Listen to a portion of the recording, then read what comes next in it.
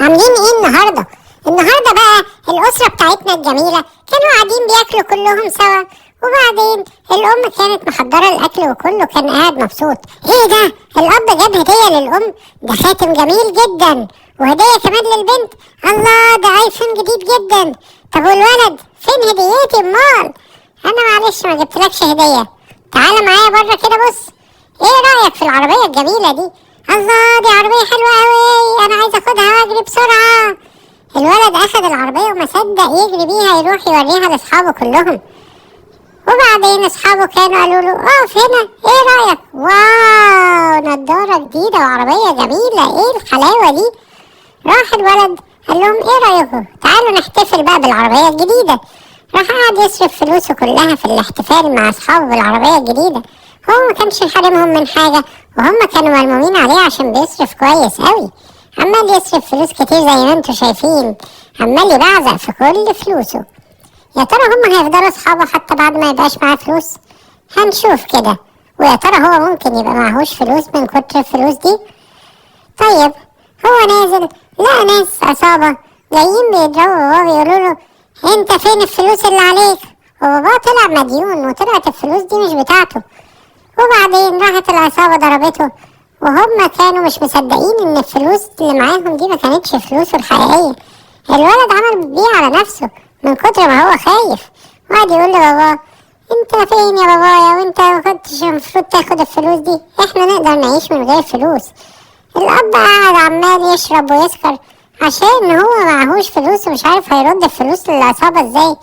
الولد جري لمامته قال له اخته بسرعة كلمي البوليس، العصابة رجعت تاني عشان بابانا. قالوا له جبت الفلوس؟ قال لهم لا ما جبتهاش، واعملوا اللي عايزين تعملوه، وراح ضربهم على دماغهم، بس هم كان معاهم مسدس وموتوه. الابن طبعا كان زعلان جدا مش عارف يعمل ايه. والبوليس اول ما جه العصابة خدت بعضها وجريت، وسابوا الولد والام والبنت لوحدهم مع الاب، وهو مش ما بقاش معاهم. يا ترى هيعملوا ايه من غير الاب؟ طبعا العصابة اخدت الفلوس بتاعتهم، والام كانت عيانة في السرير طول الوقت لان الجو بتاع البيت الجديد ده جو وحش جدا. الولد طبعا عمره ما اتعلم يعمل حاجة. الاخت راحت ضرباه وقالت له انت لازم تعتمد على نفسك، احنا دلوقتي بقيناش معانا فلوس، مبقيناش عندنا رفاهية ان احنا ما نقدرش نعمل حاجة. وراحت جري على الخباز وقالت له ممكن لو سمحت تديلنا اي سندوتشات ولا اي حاجة ناكل بيها مامتنا. قال لها طيب خلاص، انا عندي ليكي شغلانة لو اشتغلتيها انا هعمل لك هديكي فلوس. راحت اشتغلت في الكافيه ده، وقعدوا هما مع كل اسف الناس كانوا بيأذوها على الاخر، وكانوا بيتعصبوا عليها ويضربوها. الراجل شاف المنظر ده وقال لهم خلاص ما تزعلوش، الغدا بتاعكم على حسابي النهارده.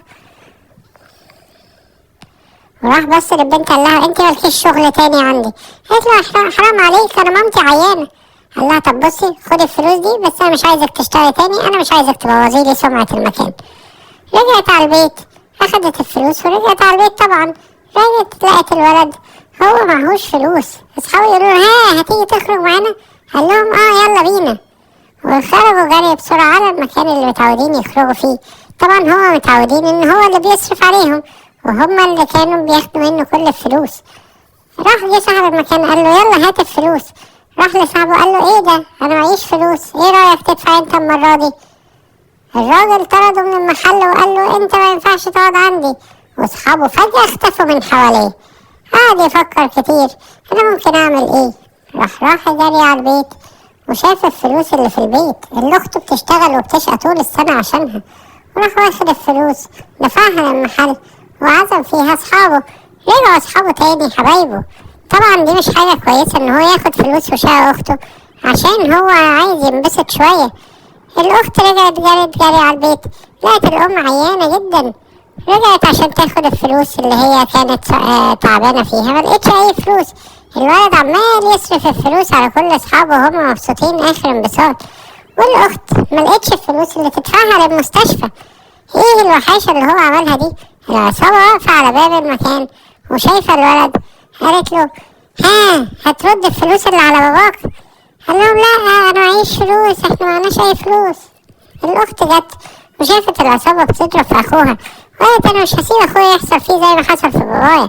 راحت قعدت تضرب العصابة، بس هي كانت بنوتة صغيرة. العصابة ضربتها ضربة واحدة وهي وقعت على طول. الولد ما صدق يلاقي اخته اتضربت، راح ضربهم هما كمان. ما هو محدش يستحمل ان اخته يحصل فيها كده. رئيس العصابة شاف الولد والبنت وراح ضربهم بالنار زي باباهم. البنت هي اللي وقعت، بس الولد ما مسك رئيس العصابة وضربه، واخيرا خلصنا من رئيس العصابة. بس بعد ما الام والبنت ماتوا، ودي حاجة وحشة جدا. جت فاتورة كمان المستشفى على الولد وهو مش عارف هيصرفها منين. راح لاصحابه بسرعة، قال انا طول عمري واقف جنبهم، اكيد هم هيقفوا جنبي في محنتي. حكى لهم على القصة كلها وقعدوا يضحكوا وسابوه في حالهم. هم كان معاهم فلوس كتير، بس هو راح ضربهم واخدها منهم. هو ده حقه طبعا، بس البنت ما سابتوش في حاله، راحت ضربته وموتته وطلعت تجري. البوليس مسك البنت، بس الولد عرف الحمد لله ان هو يجيب الفلوس يعالج مامته، بس مع كل اسف ضحى بحياته عشان الموضوع ده. الام ما استحملتش ان ابنها وبنتها يحصلوا ده، وبقت هي عايشة لوحدها في الحكاية الحزينة دي.